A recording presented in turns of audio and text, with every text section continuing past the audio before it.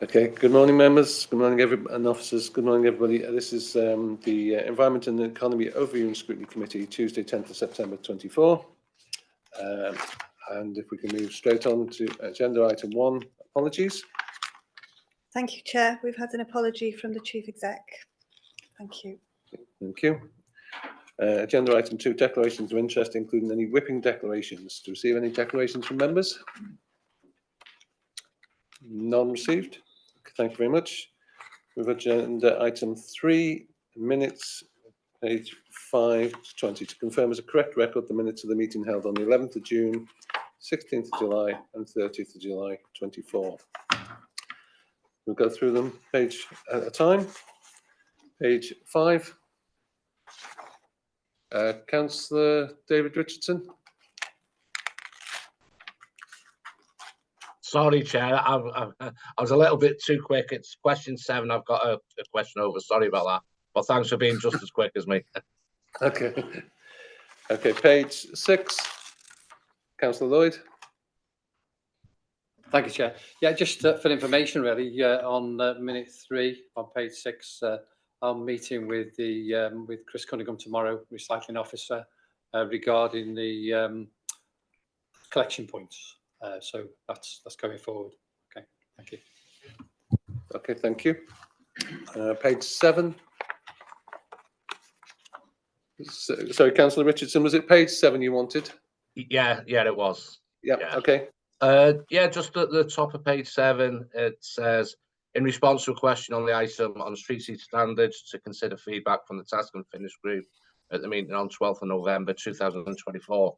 The chair explained that he would contact the relevant officer to request further meetings and that the Task and Finish group would be arranged, and said that membership of the Task and Finish group needed to be confirmed. Is that something that's been done?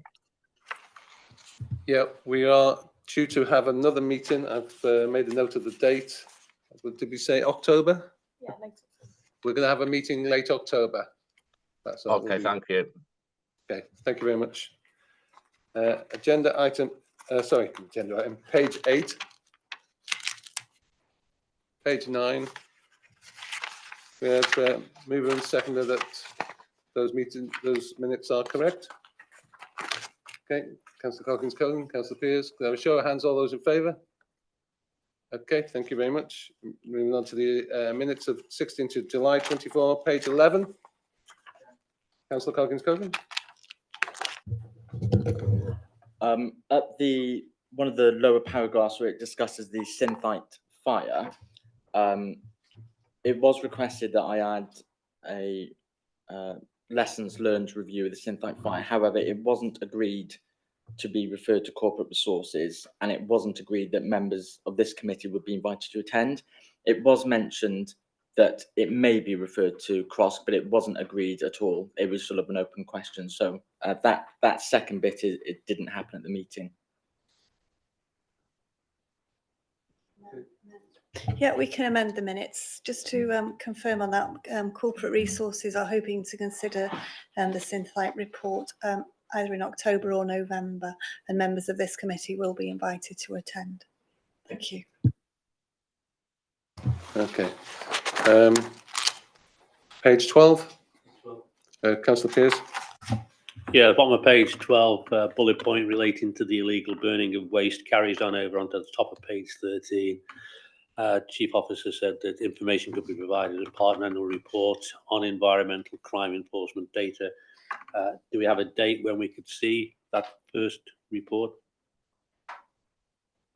Can I ask the Chief Officer on that one? Is there any information?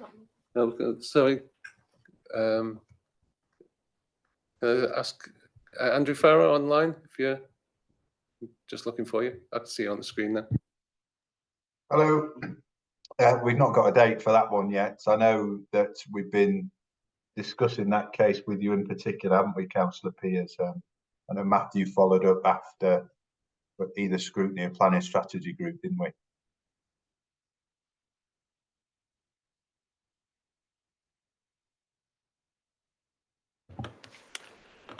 I've not had any conversations post the last Scrutiny meeting about this particular item. I'll pick that up with Matthew. I was led to believe that he had. Okay, thank you. That will be looked further into.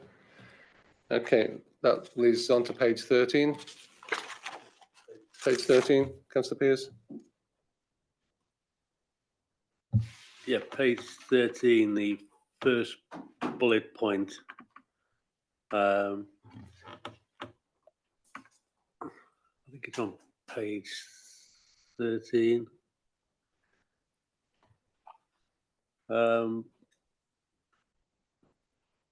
Yeah, it was about the grace period on the 5 minutes that we discussed, the 5-minute parking, and information said that confirmation of the grace period would be provided. Is that going to be the task and finish group, or is it highways? So if I can come in on that, Chair, the task and finish group have got Anthony Stanford attending. I think the date provisionally is the 30th of October, but that was they were waiting to confirm that. And once that has been, once he's given that presentation, then we will also receive an update from the task and finish group as to what was agreed at the task and finish group going forward.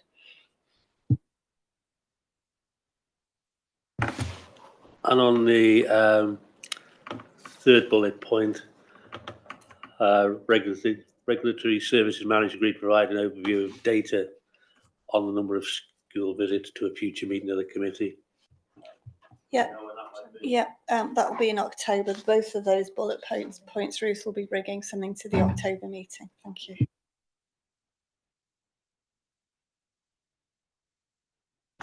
Okay, page 14. Page 15. Now the mover and seconder that the minutes are correct on 11th of June. Yeah, that's correct. And can I have a show of hands of in favour? Thank you very much. The minutes of the 30th of July, page 17, 18 and 19. I'm going to have a mover and seconder that they're correct. Councillor Lloyd, Councillor Pearce, and the show of hands of all those in favour. That's carried. Thank you very much. Moving swiftly on to agenda item 4, the forward work programme and action tracking. Hand over to Margaret. Thank you, Chair. So we're on page 25 of the pack.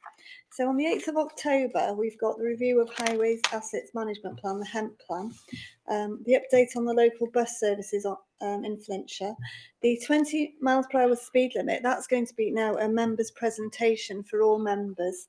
And that's going to be hopefully mid-October. So we'll be getting a date out for you on that one very shortly. Additional HMO licensing, and also the review of reduced opening hours. That's on the programme for November, but that report will be coming to the October meeting. Then on the 12th of November, we've got the conversion of the FCC fleet to electric or alternative fuels, residual waste collection change and communication plan. And then moving on to December, we'll have the integrated transport strategy. The street scene standards, we are hoping to have the recommendations of the task and finish group back to that December meeting. We'll be looking at an update of the car parking strategy and also the Welsh Government Deposit Return Scheme. Then going forward, we are still outstanding an update report on Baby Hill. It says in the autumn with a site visit in advance. I had a word with Niall the other day, and it would seem to make more sense to move that to the spring if members are in agreement with that, and it would be on a Thursday because the visitor centre is open then. I think that would work for everybody, so hopefully you'd all be happy with that.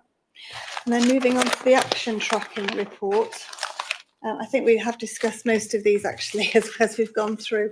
So the task and finish group will be meeting either late October, early November, the street scene one. The second one has been completed. As I mentioned earlier, the task and finish group are meeting, and Anthony will be providing a report. And the data on vacancies I've already mentioned, and the sickness absence, they will both be coming to the October meeting, and the Synthite fire report will come back to Crosk in October or November. Are there any other items that members would like to put forward on the forward work programme? Councillor Pearce.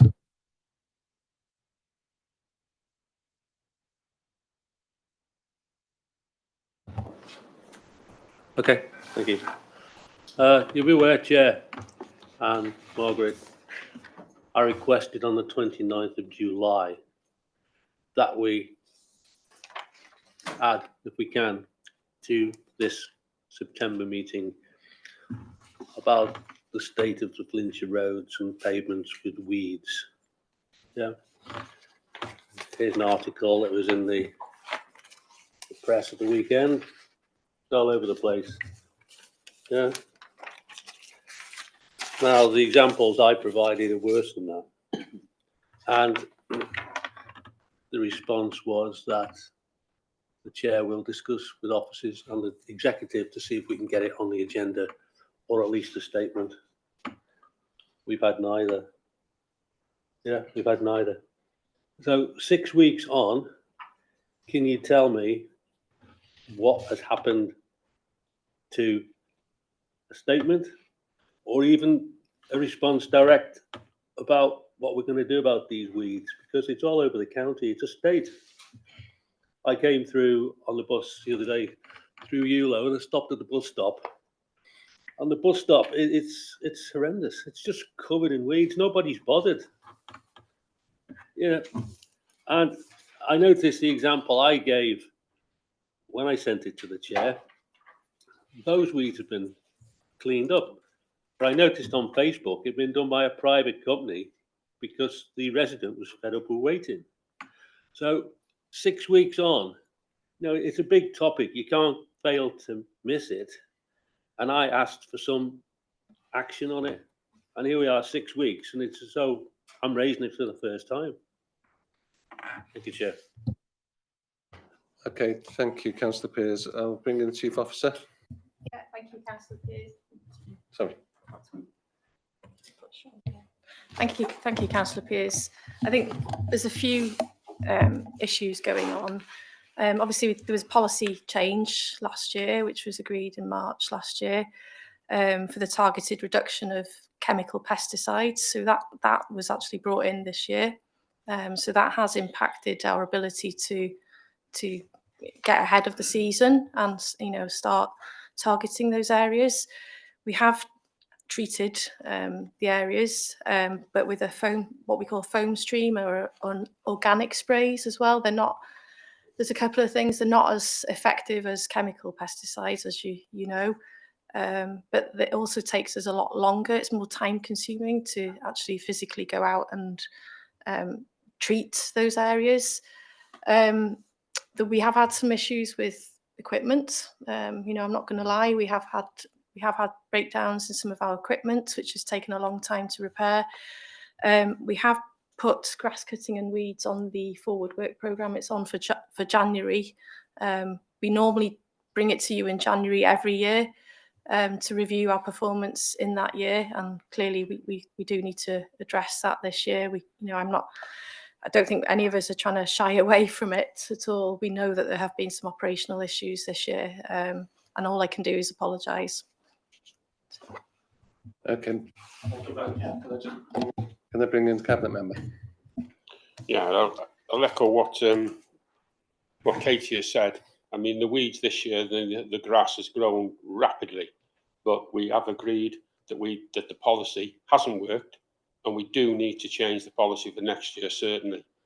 And we can only apologise for the way that it's gone, but we weren't anticipating this. I've even said to Katie, it must have been miracle grow that we put on it, because the way the weeds have grown up this year been horrendous. So yes, the policy, and I believe, does need changing. Thank you, Chair. Yeah, thank you, Chair. You talk about mechanical breakdown, but I don't be flippant. A shovel and a hoe can be employed. There are mechanical means. You can see them on the internet. I've checked them out. There are mechanical means of removing weeds. But the trouble is with weeds, the longer you leave them, they start to become self-seeded, and this is where we are.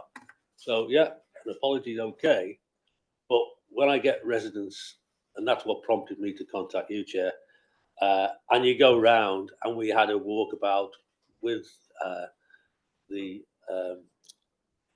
area coordinator and the town centre manager in Buckley, and we were told that the only way we can get this sorted is through scrutiny.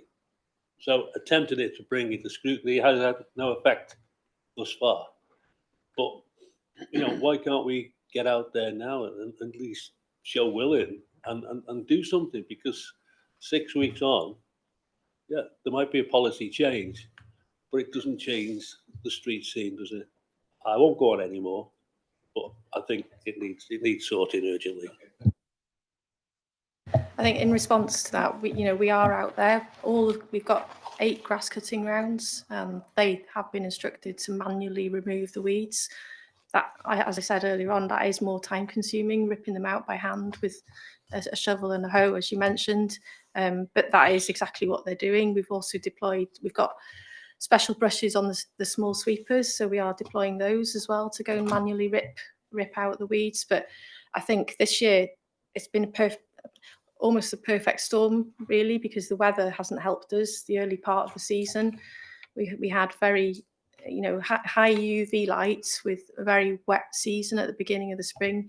That has not helped us at all. I understand it's been an exceptional year for the likes of ragworts, which grows in a 6-year cycle. So that really hasn't helped us. So I think everything's come together and impacted all at once, unfortunately.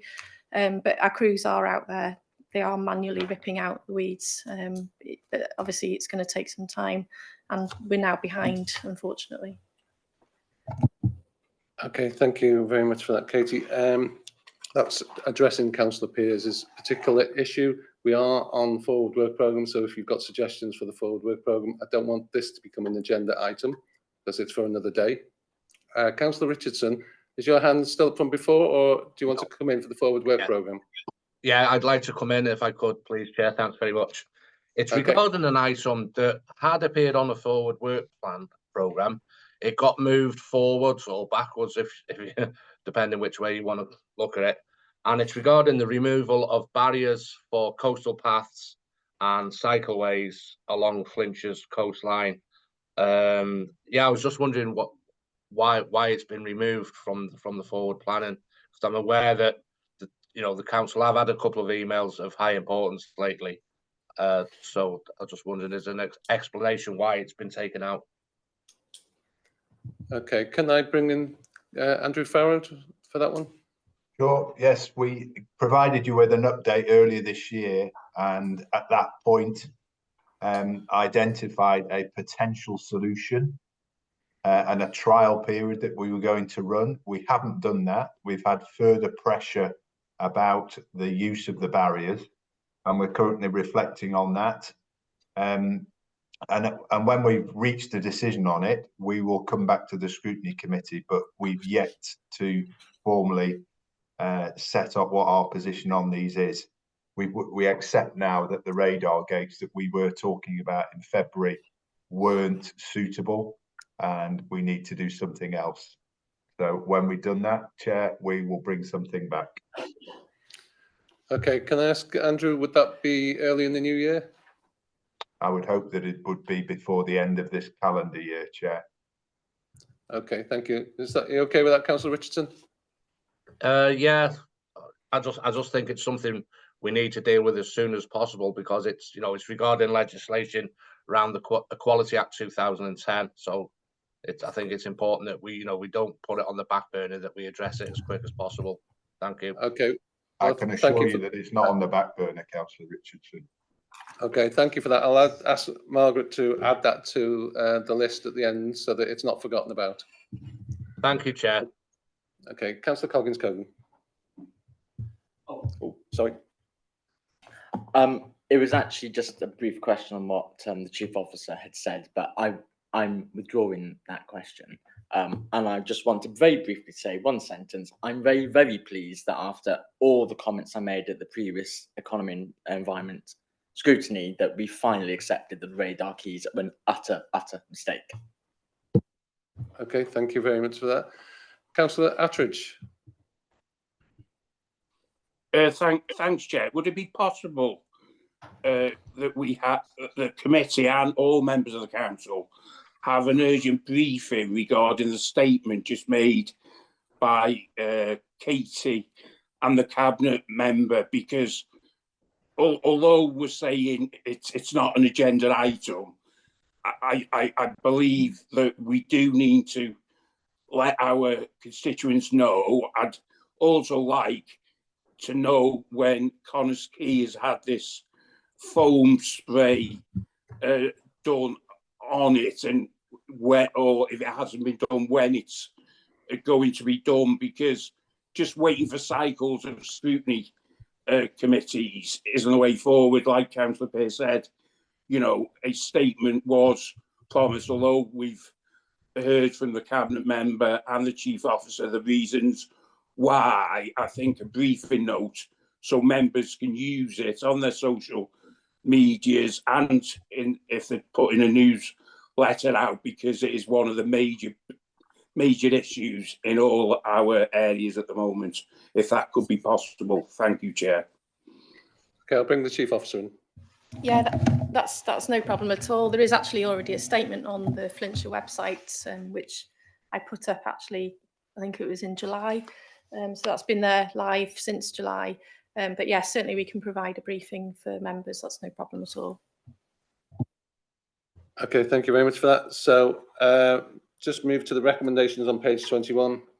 The committee consider the draft forward work programme, facilitating consultation with the chair, be authorised to vary the forward work programme, and the committee notes the progress made in completing. Councillor Coggins-Cohen and proposer and seconder. Councillor Wakelam, those show of hands in favour. That's carried. Thank you very much. Okay, moving on to agenda item 5, the North Wales Growth Deal and Economic Ambition Board Annual Report 23-24. Can I bring in the Chief Officer first? Yes, thanks, Chair. And I'm sorry I can't be there this morning. I'm full of cold and I'm sure you can want it. So I can do this remotely, hopefully. So this is the annual report from Ambition North Wales. It's part of the Growth Deal agreement that every quarter we bring forward an update on Ambition North Wales activities. And then on an annual basis, colleagues from Ambition North Wales join us and present their annual report, which is what this is. Councillors will remember that over the past couple of years, we've had presentations from, I think, most of the programme managers from Ambition North Wales. So we've had digital and land and property, for example, and then we had food and agri-tourism, didn't we? But I would say that there's a lot of detail in this report. So if members hear anything that they want to get more detail on, we can bring items back to further meetings of this committee. And at that point, I will bring in Head Vaughan Evans. Many of you will know he is the head of operations at Ambition North Wales, and he'll take you through the presentation. Thank you, Chair. Thank you, Andy. Borada, good morning all. Bear with me 1 second while I share the slides.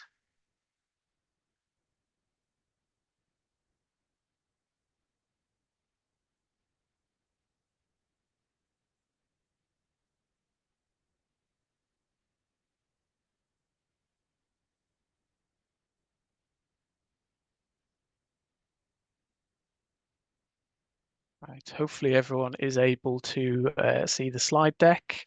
So as Andy said, I'm Head Vaughan Evans. I'm Head of Operations for Ambition North Wales, and I'm really pleased to be here with you this morning to talk about progress in relation to the North Wales Growth Deal and our wider activities. I'm joined by my colleague Kiri, who is our Digital Connectivity Project Manager, who will talk you through a couple of the slides. So a very quick presentation, and then we'll be happy to take any questions. So you'll be aware of the ambition that we have for North Wales to be a confident, cohesive region, looking to improve the economic, social and environmental well-being of the region, and to do so in a sustainable way, bringing opportunities for all. So I won't dwell on this slide too much. We are here to deliver £240 million of government investment from Welsh Government and UK Government over a 15-year period, seeking to leverage a total investment in the region of £1 billion. We have some specific targets agreed with government, and those are around the creation of new jobs, 4,200 to be precise, and in terms of generating additional GVA for 2.4 billion over that period. The work is split out over 5 programme areas, which I'm sure you're familiar with, but they are low carbon energy, land and property, digital connectivity, agri-food and tourism, and innovation in high value manufacturing. And we have 23 projects across those 5 programme areas. If we look back on the first half of 2023-24, it was a challenging period for us as Ambition North Wales, and particularly as the growth deal. We certainly didn't make the progress in relation to projects that we had hoped to see during the first half of last year for a number of reasons.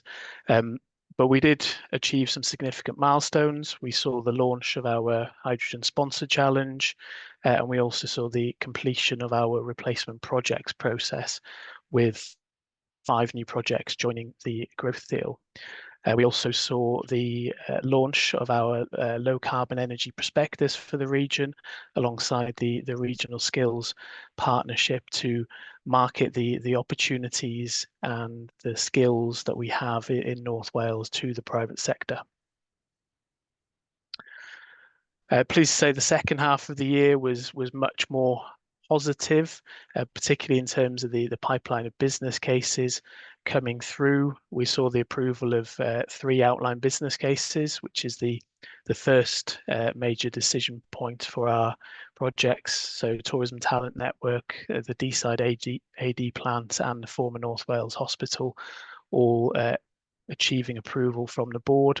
And we also saw the full business case approvals. That's the final investment decision from the board on the Enterprise Engineering and Optics Centre project with Wrexham University, which you'll hear a bit more about shortly. So just to recap, particularly the end of that new project process, did see 5 projects joining the growth deal, all notionally receiving the funding that's outlined on the screen, subject to business case approvals. And they were the Responsible Adventure project with Zipworld, Wrexham Gateway project with Wrexham Council, Holyhead Hydrogen Hub with Mento Morn, a Kimmel Studios project with Stage 50, and Deeside AD plants with the Circular Economy Developments.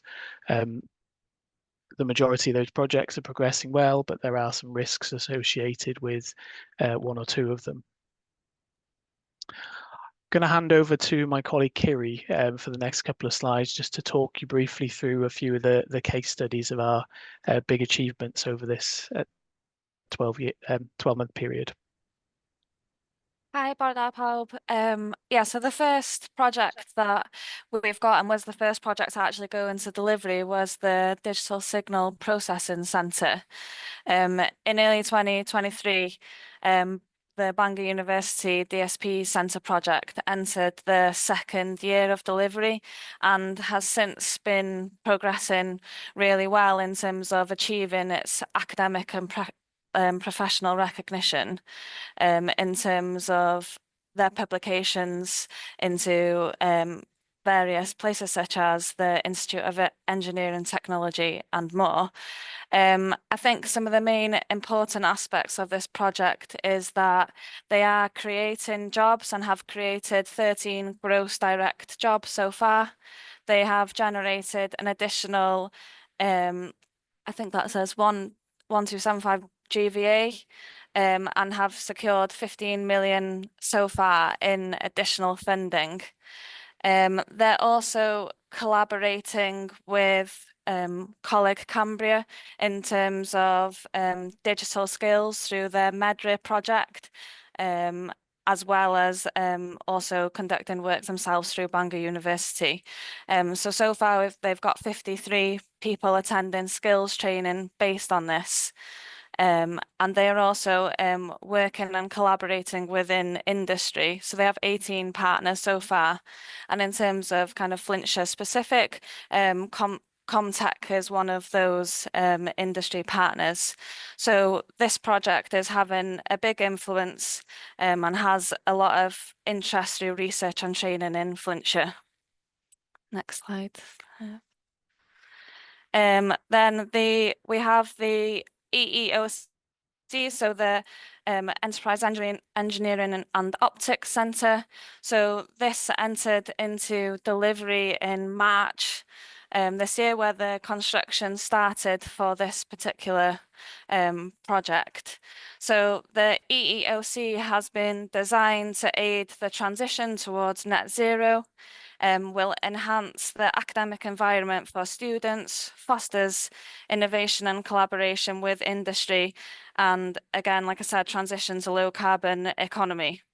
It's a specialist centre for research and development in optics, photonics and composites.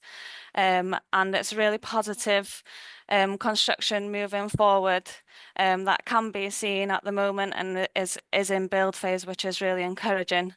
So this project is hoping to achieve between 70 and 90 new jobs and is projected for more than 1,000 people to be trained to be delivering innovative solutions moving forward.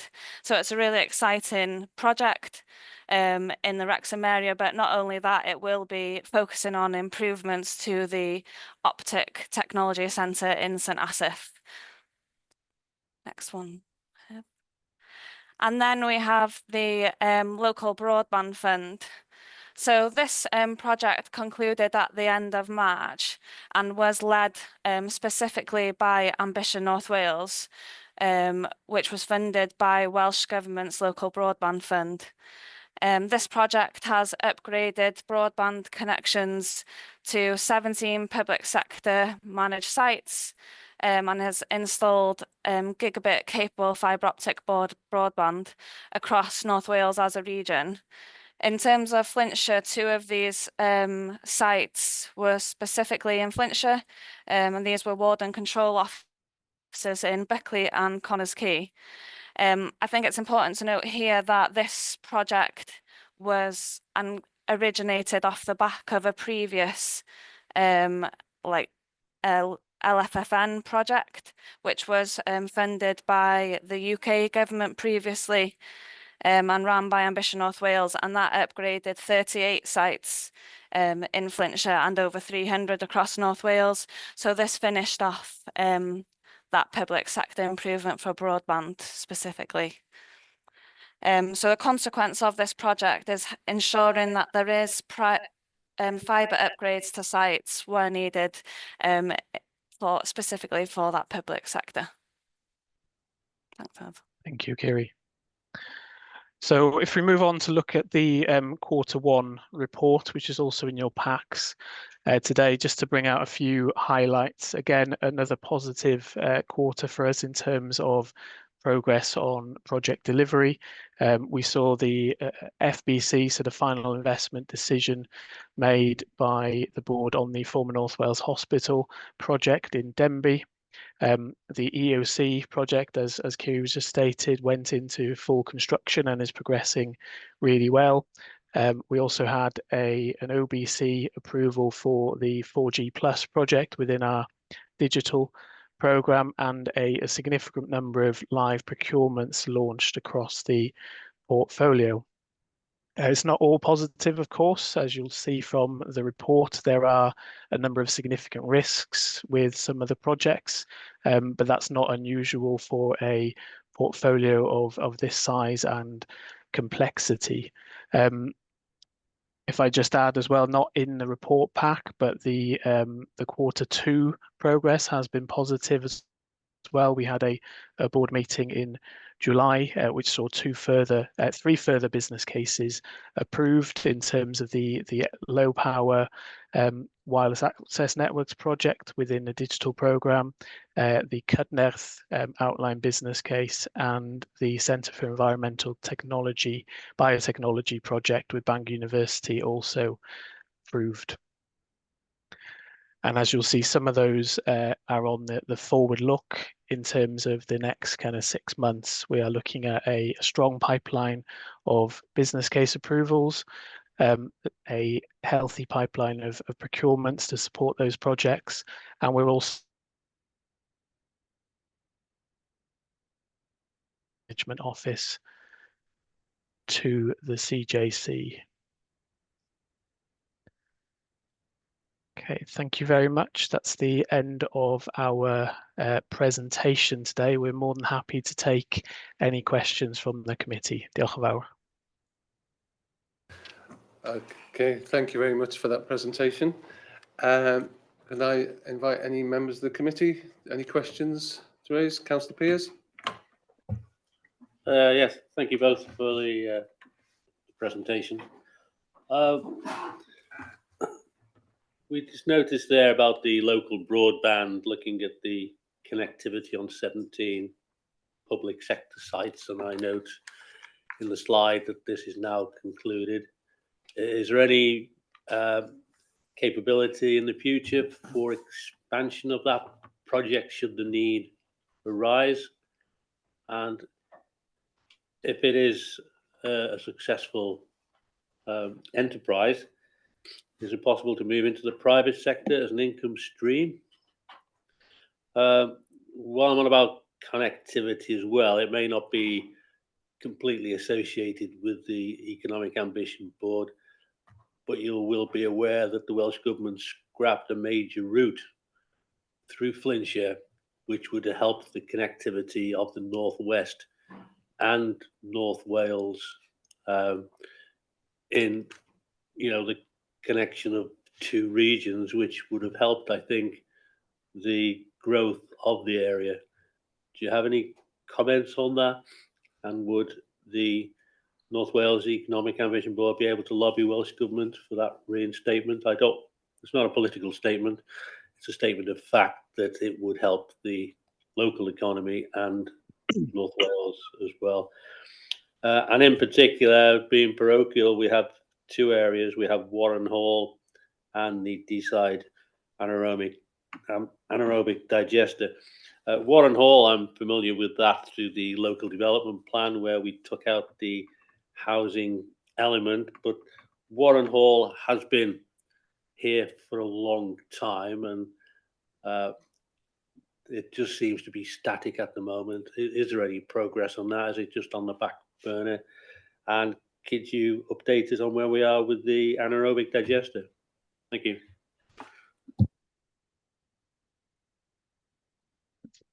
Thank you very much. I'll take the first. Well, I'll take the end of the questions, and then I'll ask my colleague Kiri to give you an overview of what Ambition North Wales is doing in the digital space, which kind of builds on the work that we've already completed through a different funding source for LFFN and the local broadband fund. So if I start with Warren Hall, yes, this is a project that's been around for a number of years. It is a complicated site to develop. The current position is that Welsh Government, who own the site, their consultants are working through the second of the required airfield safety tests for compliance purposes due to the proximity with Airbus. So this is a statutory process that we have to go through. It is a complicated process. That work should be completed in the next couple of months, where Welsh Government, ourselves and Flintshire will kind of take stock of those findings and discuss with Airbus. It is a slow process, but progress is being made. We're working through the steps, and it has to be done in order to evidence that the site can be developed in a safe and compliant manner. In terms of the Deeside anaerobic digestion plant, we are still in commercial discussions with the project sponsor. We have made an offer of funding to the project, but we haven't yet concluded those discussions. I'm confident that the project will go ahead. There is a question mark around whether it will go ahead with funding from the growth deal or elsewhere, and we're just working through those details. In terms of the specific road schemes, I won't comment on that specific road scheme, but we are engaging and lobbying with Welsh Government around the road review recommendations that impacted a number of areas across North Wales and a number of our projects as well. So we're engaging with officers from Flintshire on that and having regular discussions with Welsh Government colleagues. I don't think that I have anything more up to date than that to say. We probably need to take stock and see what direction the government will take in this policy area under the new leadership. If I pass over to Kiri, can you give a brief overview of the digital projects that we are leading on? Yeah, so thanks, Hev. So firstly, in terms of follow-up to the question associated with the local broadband fund, I think it's important to know that UK government do have their project Gigabit kind of project underway at the moment. And so therefore any projects associated with gigabit connectivity, we're first monitoring and are highly involved with the discussions around that project Gigabit at the moment. And so the contracts, for one contract recently has been announced in terms of parts of North Wales from the Llyn Peninsula that spreads more towards the south. And then later this year, we'll find out further information associated with the call off 3 for the areas in North Wales, and those that will specifically focus on the Flintshire side. So we're constantly monitoring that situation in terms of Project Gigabit delivering to premises in those areas. In terms of the growth deal projects that we've got associated in our programme, we have the 4G Plus project, which forms part of the Connected Key Sites and Corridors project. That project is focusing on 4G improvements across North Wales as a region. We're currently in the next week or so going out to a request for information from industry, which will test the assumptions of our business case in terms of mobile connectivity, not spots and partial not spots across the region, to improve those and ensure that there is mobile connectivity across the region. We have done this and will be doing this utilising a mobile connectivity survey that we have been conducting across the region. We initially conducted a mobile survey a couple of years ago to receive data that shows us where there is those complete not spots across main roads and the main B roads, and also the rail networks. And we also now have we are looking to purchase our own mobile connectivity equipment where we can conduct further surveys on the roads and rail routes. And we have been utilising the waste trucks, and Flintshire will be involved with that as we progress. So we'll be constantly collecting our own data to help inform that project and identify areas of not spots, which will inform the project and also inform operators moving forward in terms of where we want to help fund and contribute to those areas that need improvement. We also have the Advanced Wireless project, which is looking at wireless technologies that are available. This includes 5G, Wi-Fi, satellite, etc.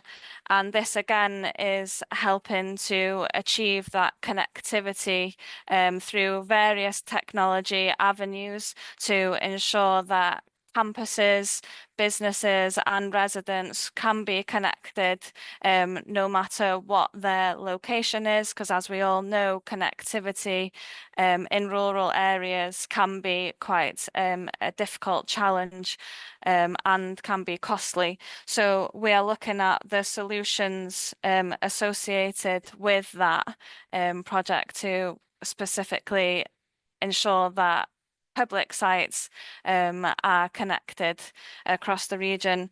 I think for that particular project as well, it's important to note that Niall Waller from Flintshire is the SRO on that project, so has a particular interest in terms of making that project a success. And we're also working closely with the likes of AMRC, who are involved in the independent review of that project.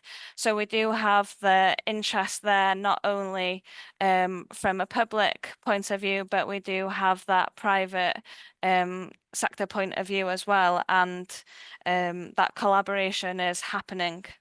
As well as that, it's important to note that we do have the Shared Prosperity Fund projects on the go, and one of the main ones is the Rural Digital Connectivity Support, which has been run by Mentor Morn and Cadwyn Cloyd, and the purpose of that project is for those members to go directly into the communities and make residents and businesses aware of improvements that can be made to their current connections, whether that's through the open reach vouchers and getting them to sign up to those, or just having a further understanding of what is available and teaching those residents how they could achieve better connections, and whether that might be signing up to a satellite solution rather than what they have currently. That is an ongoing project through the SPF, and at the moment is showing really positive figures in terms of the residents who are looking to improve their connectivity across the region. I think for now, that's an update of what we've got. Thank you. Okay, thank you very much. Councillor Attridge. Thanks, Chair, and thanks for allowing me to ask a question. Just maybe a sort of comment on future finances moving forward. We're having sort of statements from national governments. You know, we know the pressures sort of in local governments moving forward. How confident are you that the money that's been made available is still going to be made available, that there's not going to, I know there's risks on, you know, all projects. What's the risks of any clawbacks sort of in year?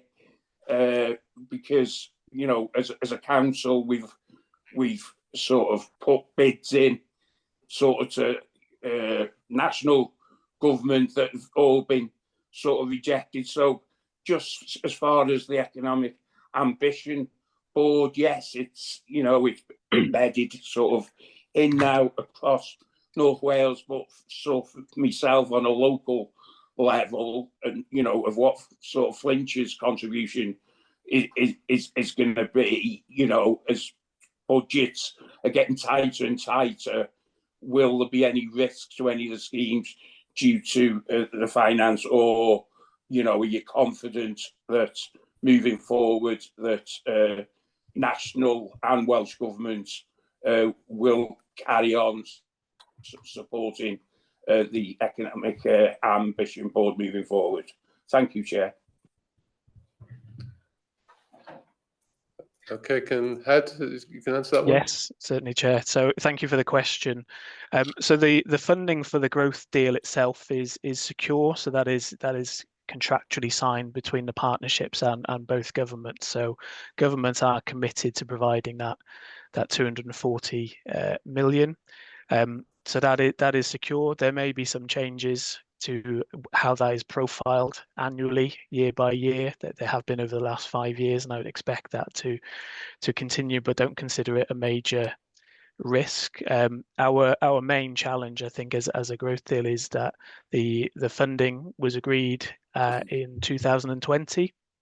It is fixed at 2020 prices essentially, so there is no inflation linked to it, and we all know how inflation's been, particularly in the construction sectors over the past few years. Costs have gone up significantly, so that is the main challenge in terms of affordability, not the risk that the government funding won't be there, but it doesn't buy us as much as it would have in 2020. So we're having to work through on each of the 23 projects, how do we maximize the value that we can get, because the targets with governments are also fixed. So that is the main challenge in terms of the funding, that it's probably not worth 240 million in today's money, but there isn't a risk to the actual 240 million coming forward from governments. That is contractually agreed.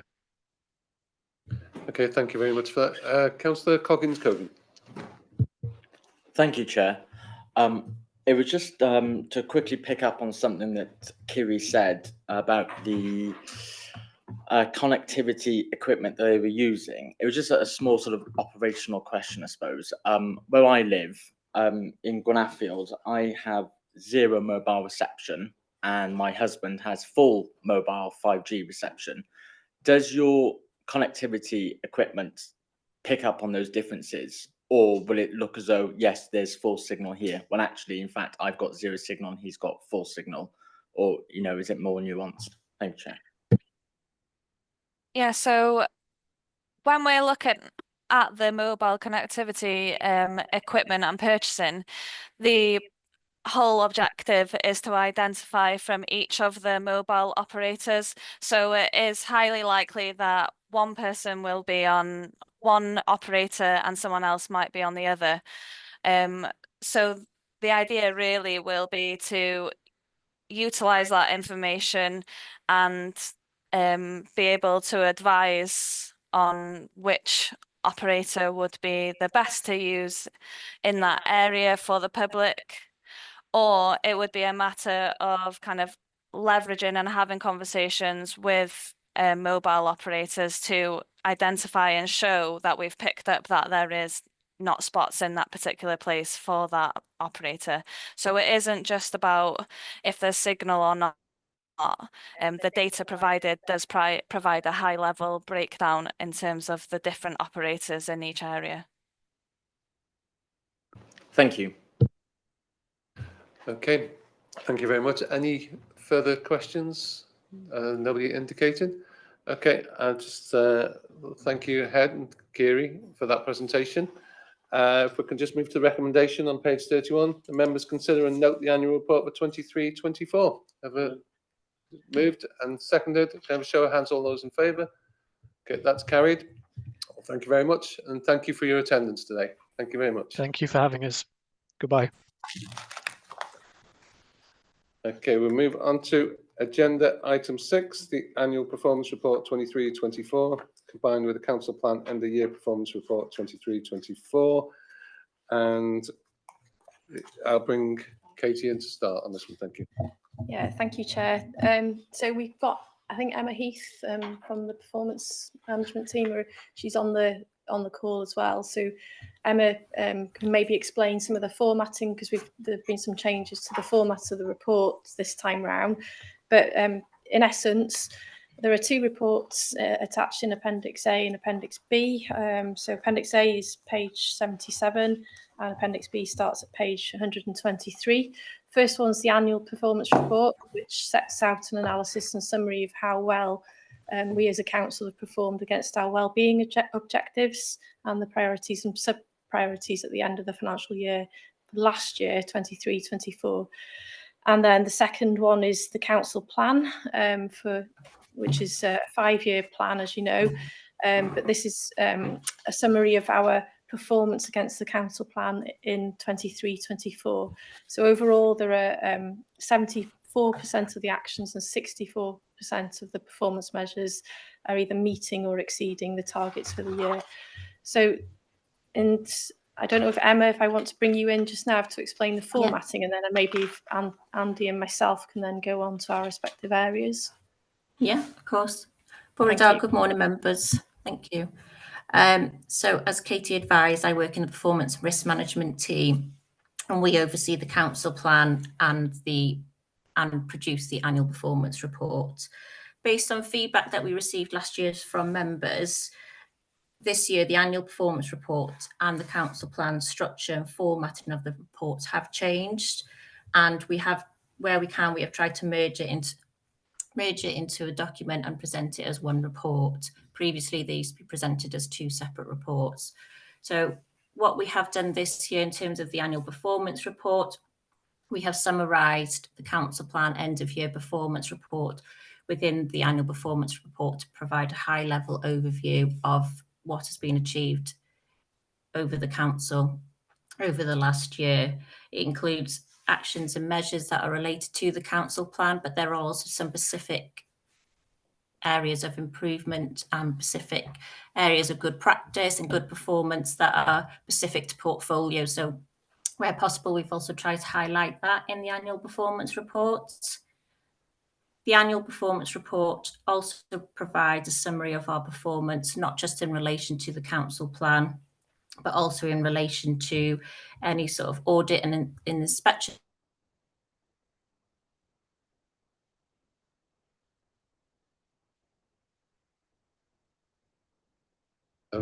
Sorry, Emma, I don't know if you can hear us. You've frozen at the moment. Everybody else is still moving on screen, so I think it must be something at your end. If you can hear us. If not, can I hand over to Katie? That's okay, that's fine. Well, thank you, Chair. While we wait for Emma to regain the connection, if I can maybe take you through certainly the priorities that affect my portfolio, which are under Green Society and Environment. So they start on page 91. So we key, as Emma just outlined there are some key achievements listed there on page 92. I'm not going to go through them in detail, so they continue through, and then we've got some that lead on to Andy's area then in terms of economy as well subsequently. So they detail all of the priorities there. They are quite lengthy, so it does require quite a lot of background reading in advance. And then we go to a summary of our performance for measures on, I think it's page 84. Then page 125, we've got a list of the actions that are off track. So they're detailed on page 125. There are certainly 3 in my area of the portfolio, and those relate to hazardous routes and the declassification of hazardous routes for school transport, which we haven't progressed, and the achievement, obviously, the Welsh Government recycling targets, which has been well documented. And then the final one in my area that's off track is the introduction of reuse and repair initiative at our household recycling centres, and that's largely down to funding. We've not been able to secure funding. So those are the 3 from my area. There are also, I think, the following page, on page 126, the measures that are off track are detailed, and they go over several pages. I don't know whether, Andy, you want to come in and mention some of yours at this stage? Yeah, thanks, Katie. So as Katie has suggested, our input is with respect to economy and the climate change sectors. So the actions which are off track for us are with respect to digital connectivity and worklessness. The rationale behind the worklessness one that hasn't been helped by members will be aware of a paper that we had to bring to council last. Emma, you're not on mute. Don't hear you typing. Thanks. So yes, if you can remember that we brought a paper to council earlier in the year where the Community for Work funding was withdrawn, and that's had an impact in terms of our deliverability, in terms of that worklessness measure and action. And then the other measures on page 127 that we're missing are around carbon training, both the carbon literacy training. So both the members and of staff were light on that as well.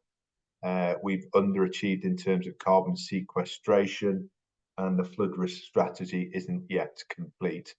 So that's on page 156. You'll also note that the local development plan annual monitoring report that we talked about in relation to a notice of motion in July, that's due to be submitted to Welsh Government in October. That's the timeline for it. And we are actually on track to do that. We've got a draft of that report going to Planning Strategy Group on this Friday with a view to taking it into Cabinet thereafter. So that's the position from my end. Emma, you're back with us. Don't know whether you want to add anything. Apologies, sorry, my internet just dropped out as I was presenting that information. I imagine you've sort of covered everything from your performance areas. I was just sort of trying to provide a bit more information regarding the annual performance report, and just to confirm that the annual performance report will be made available on the council's website once it has gone to full council in November for approval. Okay, thank you, Emma. Thank you, Andrew and Katie. Can I ask any members if they have any questions? Councillor Pearce. Yes, thank you, Chair. I note the recommendation is for approval of this report, but as we've just heard, it goes to the council for approval. So I think it'd be appropriate if we just note the report. I've made a note here to support. No support, yeah, okay. The formatting, I think it needs further work. If we go to, just gotta go back to the start of the report, where we have the pie charts in the body of the report itself, not in the documents appended. If we look at 104 on page 73, we have a list of actions that's on track, a list of actions that's being monitored, and a list of actions that have been missed. I think it would be appropriate that we have a link on this page to take us to all the actions, whether they're on track, being monitored, or off track. I note on page 125 it shows the off track. I can't see where all the others on track are. And those that are off track, in previous reports to the council, certainly in full council meetings, instead of just having a red mark to say they're off track, we have some commentary. We have some commentary with it. So it is lacking in a lot of detail. And as we've heard, we've had to rely on officers to give us a verbal comment. That should be written down. And also, is there any risk in not achieving those targets? So I think the report is not ready to go to council yet. On page 79, I can just move it to the page 79. Page 79 or page 3 of the report, top right-hand corner, the statement. Flintshire County Council continues to pride itself on being a council which performs highly for its local communities. I'd like that taken out, Chair, if I may. We've had impacts on the opening hours of HRC centres, missed bin collections, 3 weekly collections going from 2 weeks. The state of the county, as we've heard, with the weeds. We've had parking outside schools, which are having to be addressed through a task force. So I don't think, as a county councillor operating in one of the largest towns, that I don't think, unfortunately, on this occasion, we are performing highly for the local communities. I will put that to the committee, whether they agree with me that we should take that out. I don't think on this occasion and where we are today that is appropriate to be included. There's no evidence to suggest that is the case, which I've just referred to. Just to let you know, I've read the report. For consistency, when it looks to measures, on page 73, it says 48-31% are off target. But on page 84, it says 47-30% are off target. So there's just some attention to detail there. On page 106, just bear with me, I have to scroll up. I've got no quick way of getting there. So on page 106, yeah, bottom of page 106, bullet point, and it relates to what we said we will do. And that says, ensure the funding needs of the council covering the medium term are met through financial planning. We have an explanation on what that actually means and where we are, because we know each year with the budget where we are with financial, but we said we will ensure the funding needs are met. So we have an explanation or statement on that. And yeah, I think, yeah, I'll leave it at that. Thank you. But I will put forward the fact that I think that statement on page 79 does need to come out. Okay, thank you for that.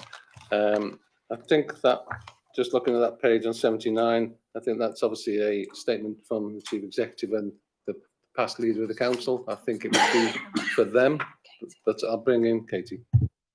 I think just to point out as well that the council plan that's included within this appendix that you referred to was actually approved by full council. So that statement was included at that time. So presumably it needs to be reviewed to amend it. I can't comment on the funding aspect because that's not it's not the priority that I've contributed to in this particular report. I was covering it from green, society and environment, which is the priorities that we feed into. There is on, I think from page 133 onwards, for members, there is further explanation. You know, I think you asked for some commentary and narrative around the reasons, and some of you asked about where are we highlighting the risks, and it is detailed. There's more detail. I know what you mean about going to and fro, but it's difficult. It's bit, yeah, it is. There needs to be a link, yeah, to take you. Yeah. One thing that was suggested, certainly by my cabinet member, was some sort of workshop or briefing session for members to better navigate the report. So I don't know whether that's something members still wish to have, but I have passed that back to Emma and the team already.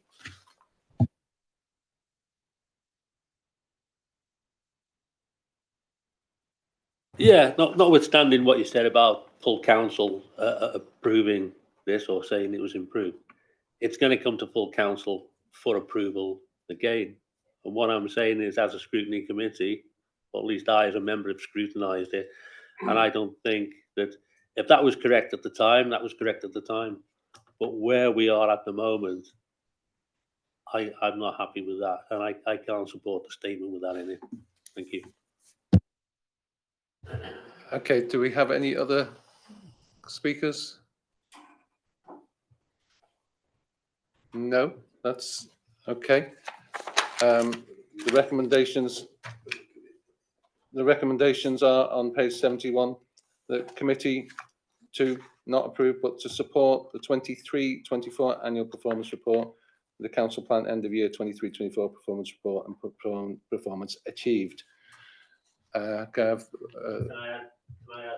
that if it's supported, the committee do not support that paragraph on page 79. We have a seconder for that? Councillor Wakeland. Okay, so an amendment as such. So can I put it to the committee then that on page 79 of the report, that going forward, that the first paragraph be removed, really, isn't it? Is that what you? The paragraph on the right-hand side. Yeah. First, Flintshire County Council continues to pride itself on being a council which performs highly for its local communities and one which is guided and motivated by a set of strong social values. Councillor Pearce wishes for that to be removed. Now, a show of hands where members support that. Okay, that's 5. Can I have show of hands those against that? Okay, that's 4. Okay, so that will be added to the recommendation. Okay, and can we have a mover for the recommendation as it now stands? And seconded, and all those in favour? Okay, that's carried. Thank you very much. That's agenda item 6. Moving forward now to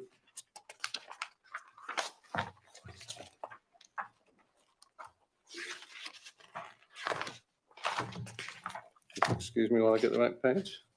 183. Okay, there we go.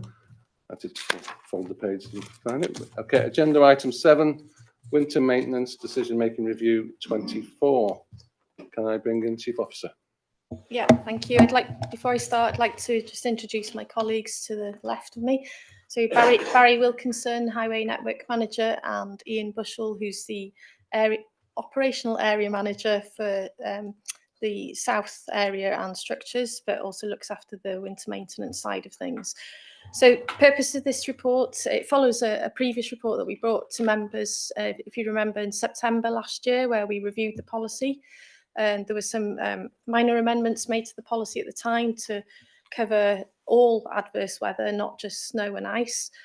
So it's not just about gritting action, it's our response to all weather events. And those can happen obviously in the summertime as well as the winter. So we did amend that policy at that time. What we were considering a year ago was looking at the way we take the decisions to go and grit a road. So this is very much about the forecasting. So I think we included there an opportunity to review that decision-making process in terms of the weather stations, the locations of the weather stations, the number of weather stations, and how we actually make those decisions. So this proposal within the report is around geographical specific treatments for decision-making. At the moment, we have a one-out, all-out approach. So if we get a forecast for low temperatures, low road surface temperatures, we will send all of our vehicles out to grit the network, not just specific routes or specific areas. So we have a one-out, all-out approach at the moment.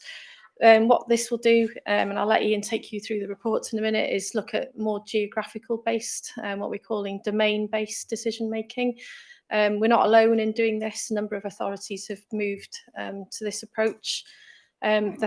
There have been some efficiencies already put forward for this year of 25,000, and that's already been approved earlier this year. So that's already been set. We're not proposing that we do the full change immediately this winter. This will be a trial period of what we're calling a step change, which will allow us to have confidence in that approach. It may well be that we identify over the winter period that we need an additional weather station, but until we've done it, we would like to trial it and then look at implementing from 25-26 in full. So I'll hand over to Ian, and Ian will take you through the reports. Good morning, all. So as touching on what Katie said, this report outlines a step change or a transition really into the current decision-making process within the winter maintenance policy. Consideration is more of a geographical or specific treatment rather than the current one-out, all-out approach. During the 26-week season, the duty managers make decisions based on the forecast from the 2 weather stations, which are currently in Hendra and Brimford, shown in section 1.08. When the weather forecasts from the 2 stations are received, treatments and decisions are made as a county as a whole based on the lowest road surface temperature forecast in either of the stations. Due to the topography of Flintshire, road surface temperatures can differ greatly from the high routes to the low-lying areas, and we do see variations in the weather. During times of marginal forecasts, this can result in predicted road surface temperatures being minus on the higher routes and being plus within the low-lying areas. As decisions are being made for the county as a whole, this results in some roads being treated despite not even actually reaching temperatures where a hazard could form. As a result, we aspire to have a route-based forecasting, which would allow decisions to be made on domains and not a single county-wide treatment. This would allow us to operate more efficiently and targeting domains where road surface temperatures are predicted to be lower. Following discussions with our weather service provider Met Desk, by incorporating additional weather stations into our decision-making process, Flint should be able to operate with 3 separate domains, which is shown in section 1.11. There are several weather stations located on the periphery of the county boundary, which are available and accessible by the duty officers to support their decision making. Again, these can be seen in sections 1.11. By incorporating these weather stations, this would allow the duty managers to treat domains separately based on the forecast for each weather station and the topography of the county, meaning that the more efficient and selective treatments can be made. For this transition, for this season, this approach will only be taken outside the core winter months, which are October, November, March and April, when the weather conditions are more favourable. Currently, the majority of the routes cross multiple domains, and a full transition to domain-based treatments would require rerouting and route optimization for the whole of the fleet. But as a step change or a transition, it's been highlighted that some minor changes to routes 7 and 11, predominantly within the coastal and the D-side domain, the lower routes, when the weather forecasts are favourable, routes 7 and 11 could be monitored and not treated. Any changes to the routes, any changes to the sections which will be monitored and not treated will not affect the trunk road network. Sections 1.15 to 1.17 outlines the expected savings which could be made this season with minor alterations to the routes and decision-making process. But again, this is all weather dependent. Thank you.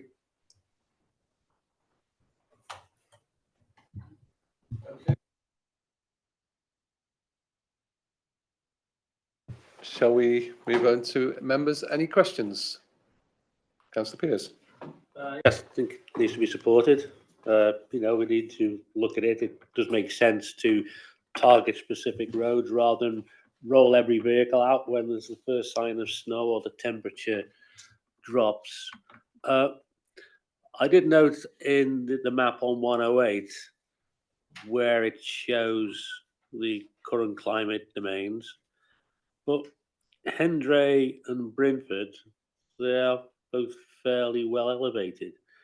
And I was making some suggestions to put forward, but when I look at 111, you've actually got what I was thinking of. You've got coastal and D-side, and I had what I call low ground, D-side, Sandycroft. Then you've got semi-high, which I had as mid-ground, Buckley, Hope. So what you've got there is exactly what I thought it should be. So that's fine. But I'm just wondering why we would rely on the weather forecasting at a higher level like Hendray and Brentford for roads that's on the D-side strip, and the Met Office used the one at Harden Airport. So should we not have another one? If we've got 3 proposed areas, which I agree with, should we not have a centre in each of those areas? That would make sense as well, I think. That seems to be the way forward. But yeah, other than that, I support your proposals. Yeah, thank you. Yeah, I'll let Barry and Ian come in as well, but it's exactly why we've done this, and I suppose it's exactly why we're doing it as a trial period first over the winter, because it may identify that we do need a further weather station somewhere along the coast potentially, or halfway along the coast. But that's part of the problem now, is because we're relying on two weather stations in Brynford and Hendra to take a decision for the whole county. So hopefully this more targeted approach using those other additional 4 weather stations, which are, albeit they're outside of Flintshire, but they are ideally located for us in terms of those forecasts. So it's very much data driven. MetDesk have obviously got the data over the last winter season to help come to this this sort of options appraisal for us. But until we're confident that this is the right thing to do, we want to do it on a trial first over this winter, and then if we know it works, then fine. It may be we do need to invest in an additional weather station, but until we've done it, we don't know. And the one thing that's really unpredictable is the weather, and we don't know what sort of winter we're going into. So it could be a mild winter for all we know, but it could also be a very severe cold winter for us. So we just don't know. I don't know if Ian and Barry want to come in. Yeah, just trying to explain on that. As you say, in a weather station in each of the 3 domains, we've got the one in Wrexham in Buthgwyn, which is literally right on the border. If we were going to install a new weather station, we'd be half a mile down the road. So it seems to be more efficient to incorporate their station into our domain. And the same with the coastal and Deeside. We've got a weather station in Shotwick, which again all run by the same weather provider, MetDesk. So we do have access and we can incorporate them stations. Okay. Yeah, please. I forgot to ask before about, normally the general public will look at the air temperature, and if it's heading for freezing, you think that the roads are going to freeze as well.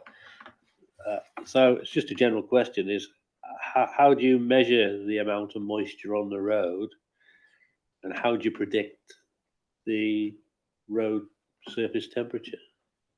Thank you. Thanks. So the weather we receive on daily from MetDesk, it shows the predicted air temperatures, but mainly we work off road surface temperatures. So in each of these weather stations, there is a sub temperature below the ground of the floor, which we can check the actual temperatures at the road surface. But we go mainly off we do go off the predicted road surface temperatures. We do have incidents where we do get a light frost, but road surface temperatures are above 0. So you might get a frost on your window, but the road surface temperatures are still above due to, I don't know, cloud cover through the night or the sunshine the day before. Okay, thank you. Any other members wanted to ask questions on this? Councillor Lloyd? I just kind of be fascinated by the way you work out the cost per treatment. Obviously, that's the amount of salt that goes on, isn't it? 10 grams, 10 square grams is the lowest spread. Does that take into account the distance travelled as well? Yeah, it does. Oh, yeah. It's just quite fascinating how you've worked it out so accurately to the 20p. Really good. Thank you. Okay, thank you very much for that. Nobody else is indicating, so I'll move to the recommendations on page 183. That 1, Scrutiny supports the proposals to transition to a domain-based approach for decision-making, and 2, Scrutiny supports the proposal to a full migration to domain-based treatments from 25-26 season following the outcome of the step change for 24-25. Moved, seconded. Can I have a show of hands, all those in favour? That's carried. And therefore, that concludes the meeting today. Thank you all very much for your attendance.